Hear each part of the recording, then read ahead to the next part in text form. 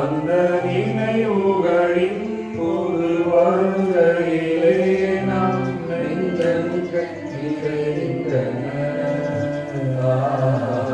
ஆலயத்தில் நாம் நுழைகையிலே ஒரு நினைவுகள் எழுகின்றன. அன்பான மகனை பலி கொடுத்த ஆபிரகாம் இங்கே தெரிகின்றார். அன்பான மகனை பலி கொடுத்த ஆபிரகாம் இங்கே தெரிகின்றார். பண்பான ஆட்டினை பலியிட ஆபேலும் இங்கே தெரிகின்றார். ஆலயத்தில் நாம் நுழைகையிலே ஒரு நினைவுகள் எழுகின்றன. தந்தை மகன் தூய ஆவியாரின் பெயராலே நம் ஆண்டவராகிய இயேசு கிறிஸ்துவின் அருளும் கடவுளின் அன்பும் தூய ஆவியாரின் நட்புறவும் உங்கள் அனைவரோடும் ஏற்பதாக.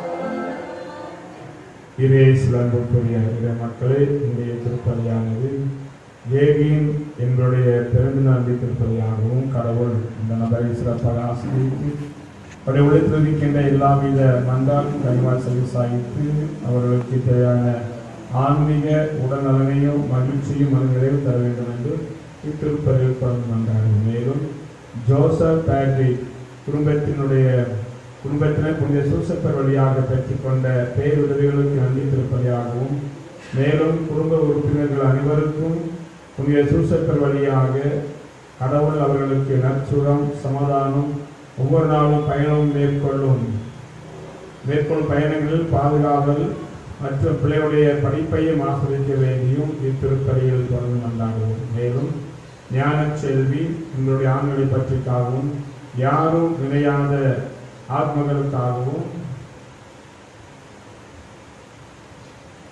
இறைவனில் மறித்த மரியின் ஊழியர் சபையை சேர்ந்த அருள் சகோதரி ஜோலி மேரியின் ஆண்களை பற்றிக்காகவும் இத்திருப்பலியில் தொடர்ந்து கொண்டாடுவோம். இத்திருப்பலியில் தகுந்த முறையில் பங்கெடுக்க நம்முடைய குற்றங்கள் குறைகள் பாவங்கள் அனைத்தும் இணைத்து மனமருந்தி இறைவனிடம் மன்னிப்பு கேட்போம்.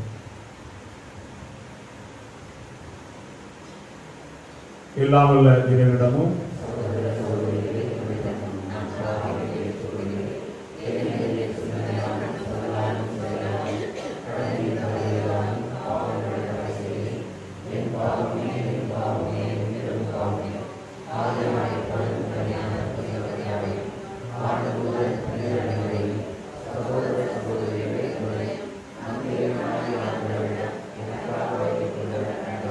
இல்லாத இறைவன் நம்மை இறக்க வைத்து நம் பாவங்களை மன்னித்து நம் நிலைவாழ்க்கை அழைத்துச் செல்வாராக.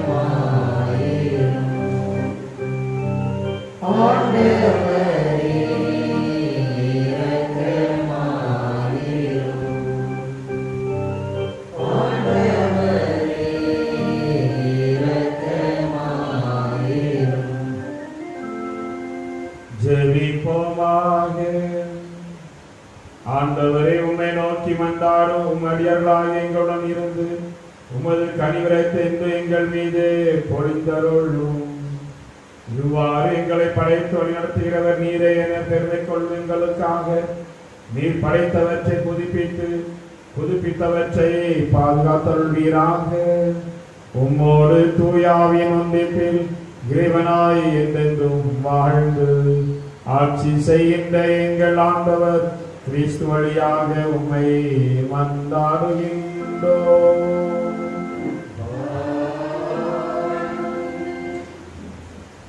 அனனியாவே கூர்ந்து ஆண்டவர் உன்னை அனுப்பவில்லை. அப்படி இருந்தும் இம்மக்கள் பொய்யை நம்பும்படி நீ செய்துவிட்டார். இறைவாக்கினர் எரேமியா நூலிலிருந்து வாசகம். அத்தியாயம் 28, இறை வாக்குகள் 1 முதல் 17 வரை. யூதாவின் அரசனான செதேக்கியாவினுடைய ஆட்சியின் 4ஆம் ஆண்டு 5ஆம் மாதத்தில் அசூரை மகனும் கிபையோனை சார்ந்தவனுமான அனனியா என்னும் இறைவாக்கினர் ஆண்டவரின் இல்லத்தில் குருக்கள் மற்றும் மக்கள் அனைவருடைய முன்னிலையிலும் என்னிடம் உரைத்தது. இஸ்ரேலின் கடவுளான படைகளின் ஆண்டவர் இவ்வாறு கூறுகிறார்: பாபிலோனிய மன்னனது நுகத்தை நான் முறித்தெறிந்துவிட்டேன். பாபிலோனிய மன்னர் நேபுகத்நேசர் இவ்விடத்தினின்று கவர்ந்து பாபிலோனுக்கு எடுத்துச் சென்றுள்ள ஆண்டவரது இல்லத்தின் களங்கள் எல்லாவற்றையும் 2 ஆண்டு காலத்திற்குள் இவ்விடத்திற்கு திரும்ப கொண்டு வருவேன். அத்தோடு யோயாக்கியாமின் மகனும் யூதாவின் அரசனுமான எக்கோனியாவையும் பாபிலோனுக்கு நாடு கடத்தப்பட்ட யூதா மக்கள் அனைவரையும் இவ்விடத்துக்கு நான் திரும்ப கொண்டு வருவேன். ஏனெனில் பாபிலோனிய மன்னனது முகத்தை நான் முறித்தறிவேன் என்கிறார் ஆண்டவர். அப்பொழுது ஆண்டவரின் இல்லத்தில் நின்று கொண்டிருந்த குருக்கள் மக்கள் அனைவரின் முன்னிலையிலும் இறைவாக்கினர் எரேமியா இறைவாக்கினர் அனனியாவிடம் பேசினார். இறைவாக்கினர் எரேமியா அவரை நோக்கி, ஆமென், ஆண்டவர் அவ்வாறே செய்வாராக. நீர் உரைக்கும் சொற்களை ஆண்டவர் நிறைவேற்றுவாராக. ஆண்டவர் இல்லத்தின் களங்களையும் நாடு கடத்தப்பட்டோர் அனைவரையும் பாபிலோனிலிருந்து இவ்விடத்திற்கு திரும்ப கொண்டு வருவாராக. ஆயினும் உன் செவிகளிலும் மக்கள் அனைவரின் செவிகளிலும் விழும்படி நான் உரைக்கும் இச்சொல்லை கவனித்து கேளும். உமக்கும் எனக்கும் முன்பே பண்டைய நாடுகளில் வாழ்ந்த இறைவாக்கினர் பல நாடுகள் பேரரசுகளுக்கு உள்ள எதிராக போர், துன்பம், கொள்ளை நோய் ஆகியவை பற்றி இறைவாக்கு உரைத்திருக்கின்றனர். நல்வாழ்வை முன்னறிவிக்கும் இறைவாக்கினரை பொறுத்தவரை அவரது வாக்கு நிறைவேறும் பொழுதுதான் ஆண்டவர் அவரை உண்மையாகவே அனுப்பியுள்ளார் என்பது தெரிய வரும் என்றார். அதை கேட்ட இறைவாக்கினர் அனனியா இறைவாக்கினர் எரேமியாவின் கழுத்தில் இருந்த நுகத்தை பிடுங்கி முறித்தெறிந்தான். மேலும் அனனியா எல்லா மக்களின் முன்னிலையிலும் ஆண்டவர் கூறுவது இதுவே: இவ்வாறே பாபிலோனிய மன்னர் நேபுகத்நேசரின் நுகத்தை இன்னும் 2 ஆண்டுகளில் மக்களினத்தார் அனைவருடைய கழுத்தில் நின்று பிடுங்கி முறித்தெறிவேன் என்றான். உடனே இறைவாக்கினர் எரேமியா அவ்விடமிட்டு அகன்றார். இறைவாக்கினர் அனனியா இறைவாக்கினர் எரேமியாவின் கழுத்தில் இருந்த நுகத்தை முறித்தெறிந்த சில நாட்களுக்கு பின்னர் ஆண்டவரின் வாக்கு எரேமியாவுக்கு அருளப்பட்டது. நீ போய் அனனியாவிடம் சொல், ஆண்டவர் கூறுவது இதுவே: நீ மர நுகத்தை முறித்தெறிந்தாய், அதற்கு பதிலாக இரும்பு நுகத்தை செய்து கொள்வாய். ஏனெனில் இஸ்ரேலின் கடவுளாகிய படைகளின் ஆண்டவர் கூறுகிறார்: இந்த மக்களினத்தார் அனைவரின் கழுத்தில் இரும்பு நுகத்தை வைத்துள்ளேன். ஆதலால் அவர்கள் பாபிலோனிய மன்னன் நேபுகத்நேசருக்கு அடிபணிந்து பணிவிடை செய்வார்கள். காட்டு விலங்குகளையும் அவனிடம் ஒப்புவித்திருக்கிறேன். அப்பொழுது இறைவாக்கினர் எரேமியா இறைவாக்கினர் அனனியாவிடம் கூறியது: அனனியாவை கூர்ந்து கேள், ஆண்டவர் உன்னை அனுப்பவில்லை. அப்படி இருந்தும் இம்மக்கள் பொய்யை நம்பும்படி நீ செய்துவிட்டாய். எனவே ஆண்டவர் கூறுகிறார்: இதோ நான் இவ்வுலகினின்றே உன்னை அனுப்பி வைக்கப் போகிறேன்.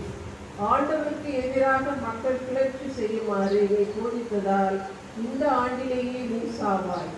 அவ்வாறே அதே ஆண்டு 7ஆம் மாதத்தில் இறைவாக்கினர் அனேனியா மாண்டார். ஆண்டவரின் அருள்வாக்கு.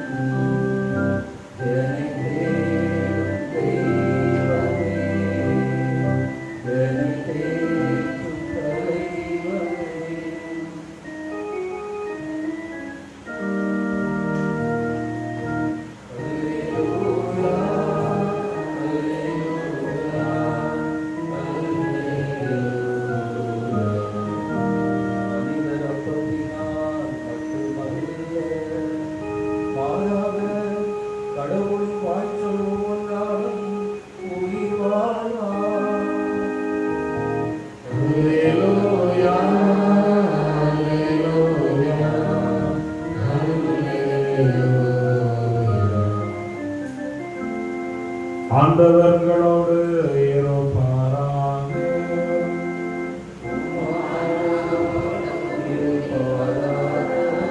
தூய மத்தேயு எழுதிய நற்செய்தியிலிருந்து வாசகம்.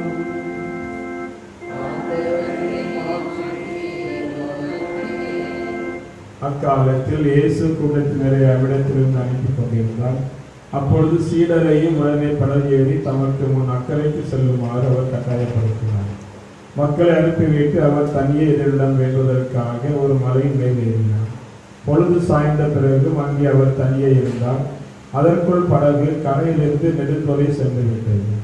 மேலும் எதிர்காற்று அடித்துக் கொண்டிருந்ததால் அலைகளால் படகு அலைக்கழிக்கப்பட்டது.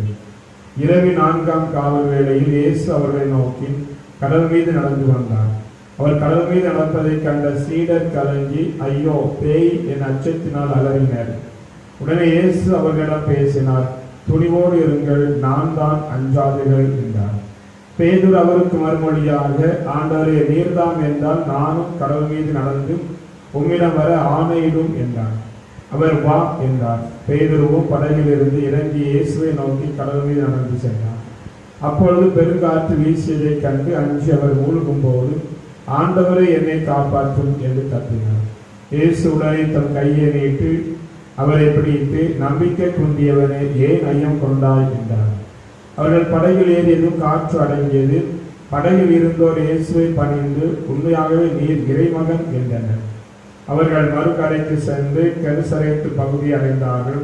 இயேசு யார் என்று அறிந்துணர்ந்த அவ்விடத்து மக்கள் சுற்றுப்புறம் எங்கும் ஆள் அனுப்பி எல்லா நோயாளர்களையும் அவரிடம் கொண்டு வந்தனர்.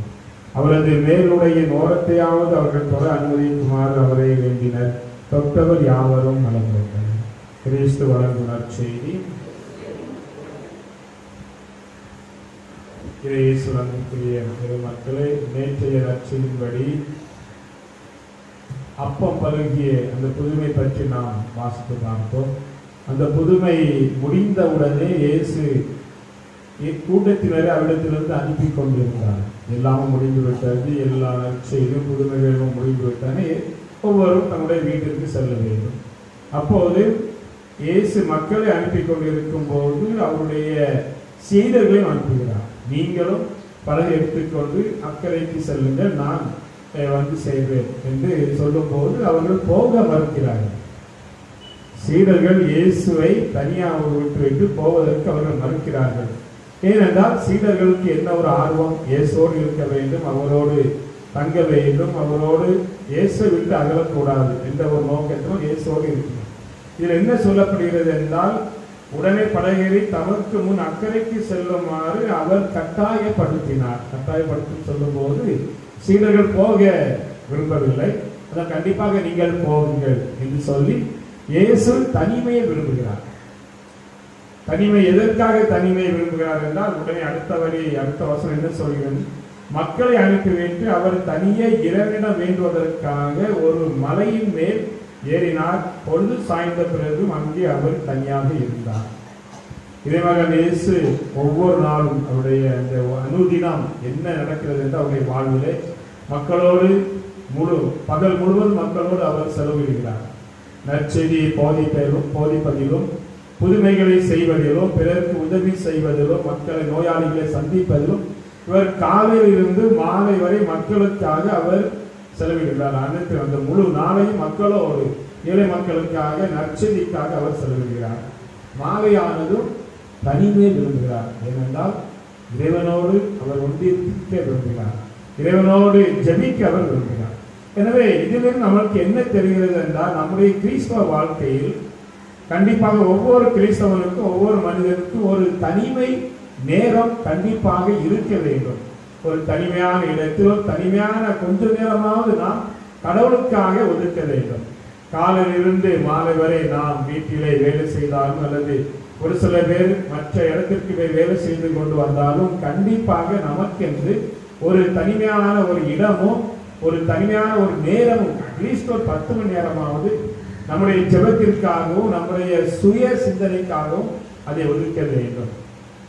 இந்த இடம் எங்கே கிடைக்கும் என்றால், தனிமையான இடம் கண்டிப்பாக நம்முடைய குடும்பத்தில் இருக்காங்க. நம்முடைய வீடு ஒரு சில நேரங்கள் சிறிய வீடாக இருக்கலாம். அது உற்றார் உறவினர்கள், கணவன் மனைவி பிள்ளைகள் எப்போதும் சூழ்ந்திருப்பதனால் அங்கே தனிமையான இடம் கிடைப்பதற்கு அரிதாக இருக்கும். நம்மளுக்கு கிடைக்கின்ற ஒரு அருமையான ஒரு இடம் கோயில். மாலை நேரத்தில் எவ்வாறு இறைமகன் இயேசு மலையின் மீது ஏறி அங்கே தனிமையாக இருந்து தந்தையோடு பேசினாரோ, மலையில் சொல்லும் போது ஆண்டவர் வாழ்கிறார். பைபிளுடைய அர்த்தத்தின்படி மலை என்று சொல்லும் போது ஆண்டவர் வாழ்கிறார். ஏனென்றால் பழைய காலத்தில் பழைய ஏற்பாட்டில் ஆண்டவர் மலையில் இருந்துதான் மக்களோடு பேசினார், மக்களிடம் காட்சி கொடுத்தார். அதனால்தான் மோசேஸ் ஒவ்வொரு தடவையும் கடவுளோடு பேசும்போது மலையின் மேல் அந்த 10 கட்டளைகள் கூட மலையின் மேல் ஏறிதான் ஆண்டிடம் 10 கட்டளை பெற்றுக் கொண்டார். எனவே நமக்கு மலை என்பது ஆண்டவர் வாழும் இந்த இடம், அருமையான இந்த கோயில். இங்கே தனிமையான இடம் இருக்கிறது, தனிமையான நேரம் இருக்கிறது, அதை நாம் செலவிட வேண்டும். எவ்வாறு நமக்கு கடவுளுக்கும் அந்த உறவு இருக்கிறதோ அப்போதுதான் நம்முடைய கிறிஸ்தவ வாழ்வு, நம்முடைய குடும்ப வாழ்வு எந்த அளவிற்கு நான் இறைவனோடு உறவு இருக்கின்றதோ, எந்த அளவிற்கு நான் இறைவனோடு ஜெபம் செய்கிறதோ அந்த அளவிற்கு என்னுடைய தனிப்பட்ட வாழ்வு, என்னுடைய குடும்ப வாழ்வு, என்னுடைய ஆன்மீக வாழ்வு நன்றாக அமையும். அதான் என்னுடைய குடும்பத்திலும் எப்போதும் மகிழ்ச்சியும் மன்னிப்பும் சமாதானம் நிறைவாக இருக்கும். இயேசுவை பாருங்கள், ஒரு ஆண்டவர், கடவுளின் மகன், ஆண்டவருடைய மகன், கடவுளுடைய மகன், கடவுள் இறை மகன் என்று சொல்லுகிறோம். அவரே இரவு கொஞ்சம் நேரத்தை ஒதுக்கிவிட்டு, கொஞ்ச நேரம் இல்லை, சில நேரங்கள் என்ன சொல்லப்படுகிறது, இரவு முழுவதும் ஜெபித்தார். பகல் முழுவதும் பிற மக்களுக்காக தன்னுடைய வாழ்க்கை அர்ப்பணித்து விட்டு இரவு முழுவதும் கடவுளோடு ஜெபித்தார். கடவுளோடு ஜெபித்தார் இரவு முழுவதும். அப்படின்னா என்ன அர்த்தம்? மனிதனிடம் அவர் உறவு கொண்டிருக்கின்றார், அதே போல இறைவனோடும் உறவு கொண்டிருக்கின்றார். இதுதான் நம்முடைய கிறிஸ்தவ வாழ்க்கை மிக முக்கியமான ஒன்று. கடவுளோடு நம்முடைய உறவு ஆழமானதாக இருக்க வேண்டும். அதே போல நான் வாழ்கின்ற அந்த இடத்தில் உள்ள மனிதர்களோடு நம்முடைய உறவு ஒரு அர்த்தமுள்ள ஒரு உண்மையான உறவாக இருக்க வேண்டும். கடவுளோடு மட்டும்தான் பேசுவேன், அவர்களுக்கு நான் ஜெபிக்கிறேன், கோயிலுக்கு போகிறேன், திரும்ப வீட்டுக்கு வந்த பிறகு அவனோட சண்டை போடுவேன், அல்லது கெட்டார்னு சொல்லுவேன், அல்லது அவனை தப்பா பேசுவேன், புரணி பேசுவேன், அல்லது பக்கம் விட்டுட்டு ஆட்களை புரணி பேசுவேன், மாமியார் மருமகள் அப்பா கணவன் எல்லாத்தையும் புரணி பேசுவேன், இஷ்டப்பட்டு நான் சொல்வேன். அப்படி என்றால் அது ஒரு கிறிஸ்தவ வாழ்க்கை அல்ல.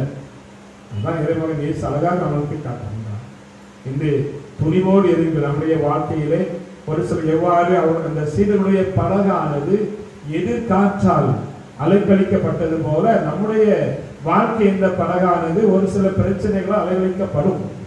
ஒரு சில நேரங்கள் பிரச்சனைகள் வரலாம், ஓட்டைகள் படகிலே ஓட்டைகள் விடலாம், அல்லது ஒரு சில ரிப்பேர் ஆகலாம். ஆனால் அந்த நேரத்தில் கடவுளை கூப்பிடுங்கள், கடவுள் உங்களை தேடி வரலாம். நீங்கள் கூப்பிட வேண்டிய அவசியமே இல்லை. அவரா தேடி வரார். அவரா தேடி வந்து அவரே சொல்றார், துணிவோடு இருங்கள், நான் தான், அஞ்சாதீர்கள் என்று கடவுள் நமக்கு தருகின்ற ஒரு அருமையான ஒரு வார்த்தை என்னவென்றால், இது எப்போது மனதில் எழுதி கொள்ளுங்கள், உங்களுடைய வீட்டில் எழுதி கொள்ளுங்கள். துணிவோடு இருங்கள், தைரியமாக இருங்கள், இதை பற்றி நீங்கள் கவலைப்படாதீர்கள். ஏனென்றால் நான் தான், வேற யாரும் இல்லை, வேற யாரும் இல்லை. எல்லாம் இப்போ உள்ள ஒரு போல் இறைவாக்கினர்கள் நான் என்று சொல்லி வருகின்றார்கள். அவர்கள் அல்ல, இயேசுதான். அவர்தான் நமக்காக இங்கே வந்தார், நமக்காக பிறந்தார், நமக்காக பாடுபட்டார், நமக்காக அனைத்தையும் செய்தார், நமக்காக அவருடைய உயிரையே தியாகம் அனைத்தையும் செய்தார். நமக்காக விண்ணுலகினுடைய அந்த வாயில் கதவுகளை திறந்து வைத்தார். எனவே நான் தான் அஞ்சாதீர்கள் என்று சொல்வது நமக்கு ஒரு பெரிய ஒரு ஆறுதலான ஒரு எவ்வளவு துன்பம் வந்தாலும் சரி, இந்த கொரோனா வந்தாலும் சரி, நம்ம வீட்டுக்கு வராது, நம்ம ஊருக்கே வராது. எந்த பிரச்சனை இந்த கொரோனா காரணத்திலோட ஒரு சில அந்த பொருளாதார கஷ்டங்கள் இருக்கலாம், வேலையில்லாத திண்டாட்டங்கள் இருக்கலாம், கவலைப்படாதீர்கள். பெருங்காற்று இருந்தாலும் அது ஒரு நாள் முடிவுக்கு வரும். இந்த சுனாமி காற்று, கடலிலே ஒரு சில அந்த பெரிய காற்றுகள் கண்டிப்பாக வரும். அவங்க எப்போதும் அது வராது, எப்போதும் இருக்காது. வந்தா வரும், அப்புறம் போயிடும். அதன் பிறகு அருமையான ஒரு வசந்த காற்று, ஒரு மெல்லிய இறைவனோடு இருக்கின்ற அந்த மெல்லிய காற்று நம்முடைய வாழ்க்கையில் இருந்தால் இறைவன் நம்மோடு இருக்கின்றார்.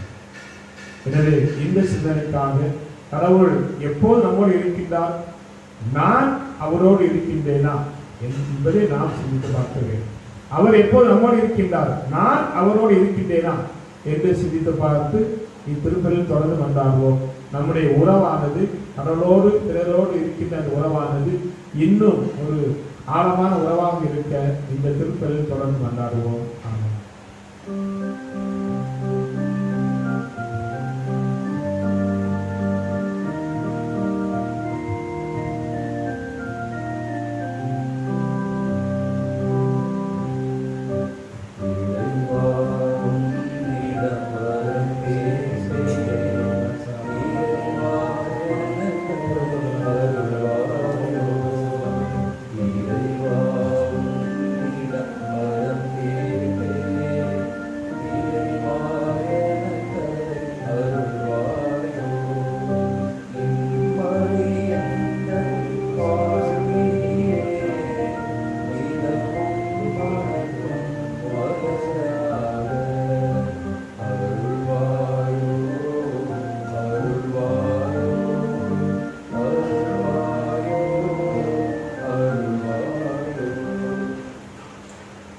சகோதரிகளே, என்னுடைய உடையமான திருப்பதி எல்லாரும் தந்தையாக கேட்டதாக கொள்கின்றார்கள்.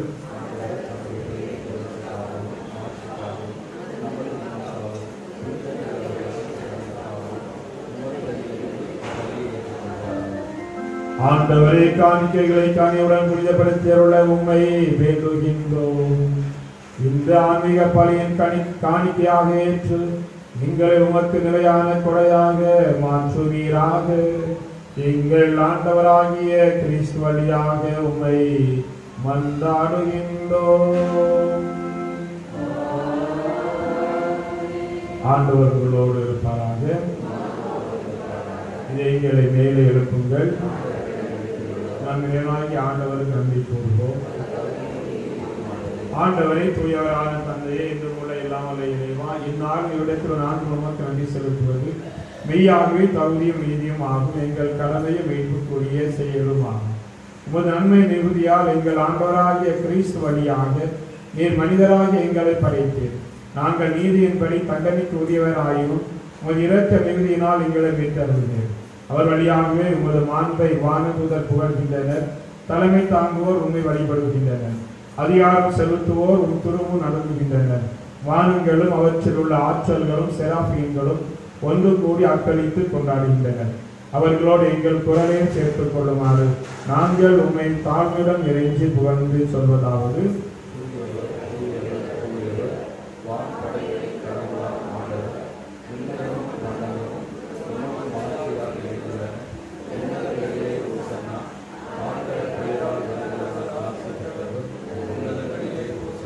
ஆண்டவரே நெருமையாகவே தூய்மணிக்கு முற்று.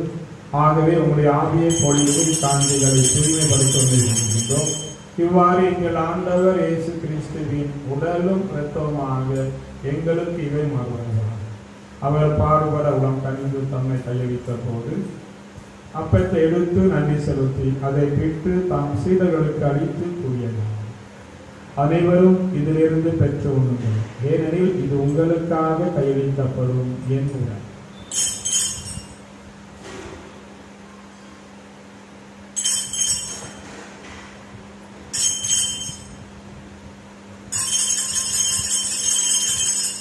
அவ்வனமே இரவு விருந்து அருந்திய பின் கிண்ணத்தை எடுத்து மீண்டும் உமக்கு நன்றி கூறி தாம் சீடர்களுக்கு அளித்து அவர் கூறினார்: அனைவரும் இதிலிருந்து பெற்று பருகுங்கள், ஏனெனில் இது புதிய நிலையான உடன்படிக்கைக்குரிய இரத்தத்தின் கிண்ணம். இது பாவ மன்னிப்புக்கென்று உங்களுக்காகவும் பலருக்காகவும் சிந்தப்படும். இதை நினைவாக செய்யும்.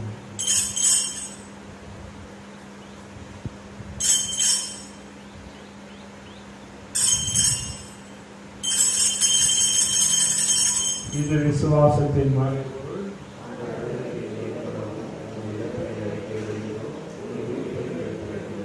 ஆகவே ஆண்டவரே, நாங்கள் கிறிஸ்துவின் இறப்பினையும் உயிர்ப்பினை நினைவு கூர்ந்து வாழ்ந்தும் அப்பத்தையும் மீட்பளிக்கும் கிண்ணத்தை உமக்கு ஒப்புக் கொடுக்கின்றோம்.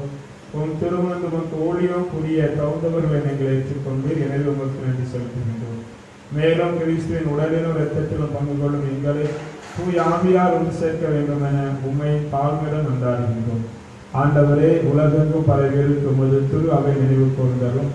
எங்கள் திருத்தந்தை பிரான்சிஸ், எங்கள் ஆயர் ஸ்டீபன் அந்தோனி, எல்லா திருநிலையினர் ஆகிய அனைவரோடு உமது திரு அவை அங்கு நிறைவு பெறச் செய்துள்ளோம். மேலும்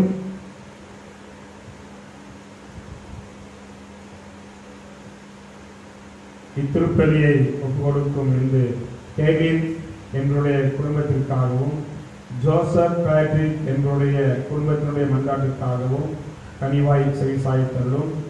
நீர் உலகிலிருந்து விட அழைத்துக் கொண்ட ஞான செல்வி மற்றும் யாரும் நினையாத ஆத்மாக்கள் அருள் சகோதரி ஜோலி மேரி இன்னும் மரியாதை நினைவு கூர்ந்தருளும். உன் திருமகனோடு அவரது இறப்பில் இணைக்கப்பட்டிருந்த இவர்கள் உயிர்ப்பிலும் அவரை போல் இருக்கச் செய்தருளும்.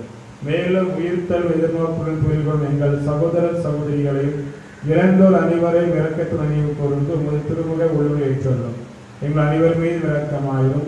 கடவுளை கன்னி தாயான புனித மரியாள், அவருடைய கணவரான எங்கள் பாதுகாவலர் புனித சூசையப்பர், புனித திருத்தூதர்கள், இவரை உமக்கு உகந்தவராய் இருந்தோராகிய புனிதர் அனைவருடனும் நாங்கள் நிலைவாழ் பங்குகளும் தகுதி பெற்று உன் திருமகன் இயேசு கிறிஸ்து வழியாக உம்மை புகழ்ந்தேத்து வரமருள உம்மை மன்றாடுகின்றோம். இவர் வழியாக இவரோடு இவரில் எல்லாம் வல்ல இறைவாகிய தந்தையே தூய் ஆவியாரின் ஒன்றிப்பில் எல்லா புகழும் ஆட்சியும் என்றது உமக்கு கூறியதே. மீட்பரின் கட்டளையால் கற்பிக்கப்பட்டு இறை படிப்பினால் பயிற்சி பெற்ற நாம் புரிந்து சொல்வோம்.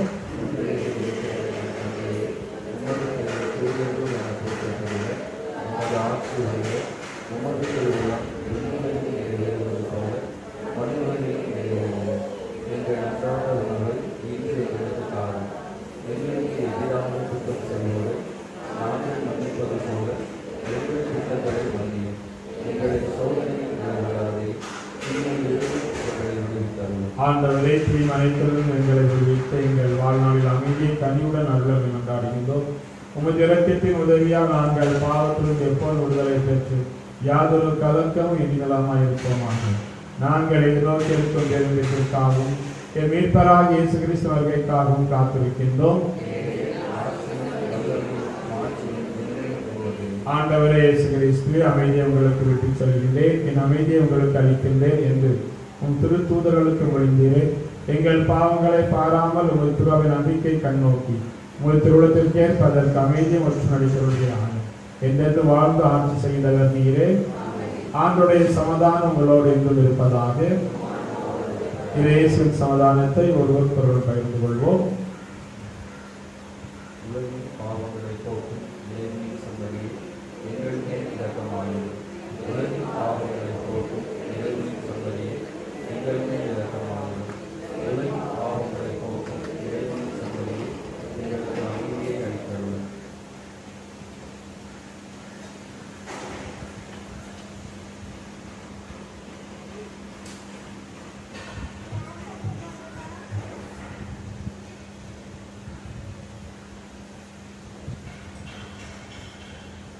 இதோ இறைவனின் செம்மறி, இந்த உலகின் பாவங்களை போக்கு வந்தவர்.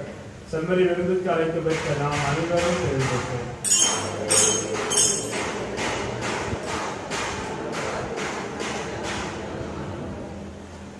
ஜெபிப்போமாக. ஆண்டவரே, விண்ணக கொடையால் புதுப்பிக்க பெற்ற நாங்கள் உமது முடிவில்லா உதவியையும் உடனிருப்பையும் பெற்றுக்கொள்ள செய்தருளும். எங்களை என்றும் கனிவுடன் காக்க தவறாத நீர் நிலையான மீட்புக்கு எங்களை தகுதியுள்ளவர்கள் ஆக்குவீராக. எங்கள் ஆண்டவராகிய கிறிஸ்து வழியாக உம்மை மன்றாடுகின்றோம். ஆண்டவர்களோடு இருப்பாராக.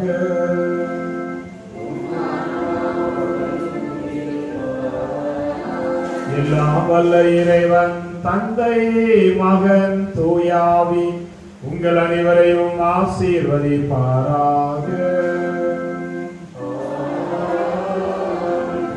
சென்று வாழுங்கள், திருப்பலி நிறைவேறி